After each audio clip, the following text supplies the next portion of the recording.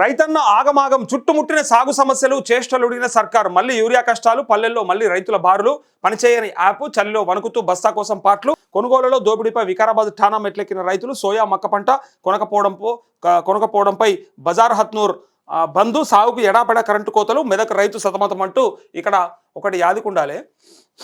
మొన్న యూరియా కోసానికి రైతులంతా క్యూలో నిలబడితే అందరు కూడా ఏం చెప్పినామంటే ఈసారి యాప్ వస్తుందట, కొంత క్యూలో నిలబడే అవసరం లేదంట, సో ఎట్టి పరిస్థితులలో కొంత బెటర్ అవుతుందేమో అనుకున్నాం. వాళ్ళంతా ఏమన్నారు తెలుసా, అన్న క్యూలో నిలబడితేనే దిక్కు లేదన్నా, ఇంకా ఇంటికాడ కూర్చుంటే పంపిస్తారంటే నమ్ముదామా, ఎండబెట్టుకుంటే మా పొలాలని చెప్పి డైరెక్ట్గా ఓపెన్గా చెప్పిరాడు. సో ఇక్కడ చూడండి, మక్క కుప్పల మధ్య కుప్పకూలిన రైతు ఈ బికనూరు కాడ కూడా నిన్న మన బికనూరు మండలం కామారెడ్డి జిల్లా కాచాపూర్ కాడ కూడా క్యూలో కూర్చున్నారు, క్యూలో నిలబడ్డారు, చెప్పులు పెట్టిరు. మళ్ళీ ఏం చెప్పులు, ఏడుకొచ్చింది గతి, మళ్ళీ ఏడుకు తీసుకొచ్చి పెట్టిరు.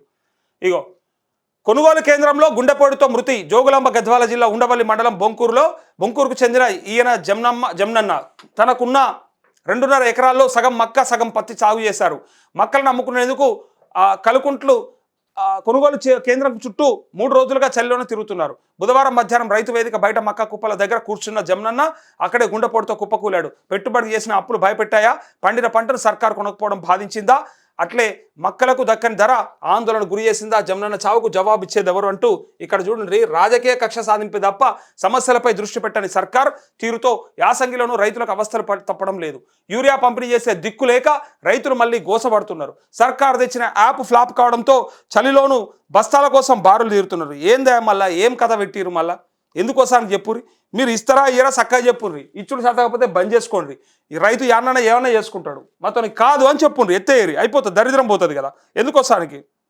ఇగో సో రాష్ట్ర వ్యాప్తంగా కొరత కనిపిస్తున్న ఉమ్మడి వరంగల్ జిల్లాలో తీవ్రత అధికంగా ఉంది. ఇక సోయా మక్క కొనుగోళ్లను సర్కారు పట్టించుకోకపోవడాన్ని నిరసిస్తూ ఆదిలాబాద్ జిల్లా బజార్ హత్నూర్లో రైతులు బంద్ పాటించారు. అఖిలపక్షం ఆధ్వర్యంలో దుకాణాలు మూసి ఆందోళన చేపట్టారు. మరోవైపు కరెంటు కష్టాలతో మెదక్ రైతులు సతమతమవుతున్నారు. 12 గంటలు కూడా సాగుకు కరెంటు సరఫరా చేయడం లేదని వాపోయారంటూ ఏం పరిస్థితి చూడరు. మళ్ళా రైతులను ఏడికి తీసుకొచ్చిరు, మళ్ళా తీసుకొచ్చి రోడ్ల మీద కూర్చోబెట్టిరు. ఇది మన ప్రజాపాలన, ఇది మన ప్రజల పరిపాలన చేస్తుండ్రు. మనకు చెప్పారు కదా, ప్రజాపాలన వస్తుంది, రైతుల పాలన వస్తుంది, మళ్ళా రైతులని కష్టపెట్టమని చెప్పారు. ఏదో కేసీఆర్ ఆ ప్రభుత్వంలో ఆత్మహత్యలు ఎక్కువైనాయి అని చెప్పి ఇగో మేము వచ్చినాక మొత్తం మార్చేస్తామని చెప్పారు. ఇలా ఏమొచ్చింది, మీరు చేస్తే ఏం పెట్టారు, మీరు రైతులకు ఏమి ఇచ్చిండ్రు, మీరు ఎంత ఇస్తున్నారు అడగలేకనా. కరెంటు గురించి నేను హరీష్ రావు చెప్పాడు కదా, 12 గంటల కంటే ఎక్కువ ఇస్తలేరని. ఒక్కడైనా దమ్మున్నాడు ఛాలెంజ్ చేయకపోతుంది. Yes we are giving 24 hours current power supply to farmers అని చెప్పే దమ్మున్న మొగోడు ఒకడు లేడా, చూపెట్టాలి కదా ఎక్కడన్నా. అన్నందుకు అన్న మాటలు కాదు కదా, దానికి రుజువులు కూడా ఉండాలి కదా, సాక్ష్యాలు కూడా ఉండాలి కదా.